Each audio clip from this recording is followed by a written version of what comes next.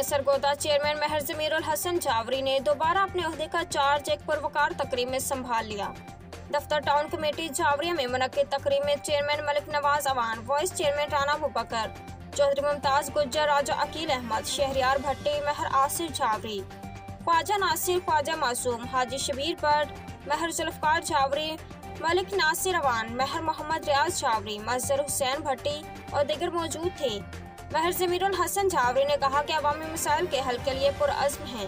पहले ना कभी अवाम से रिश्ता तोड़ा, ना आइंदा तोड़ेंगे और पहले से बढ़कर अवामी मसाइल हल करेंगे और तमाम मसाइल बरोकार लाएंगे। रिपोर्ट हाजी जफर अब्बास, क्राइम रिपोर्टर, तहसील शाहपुर, छावरियां सरगोदा।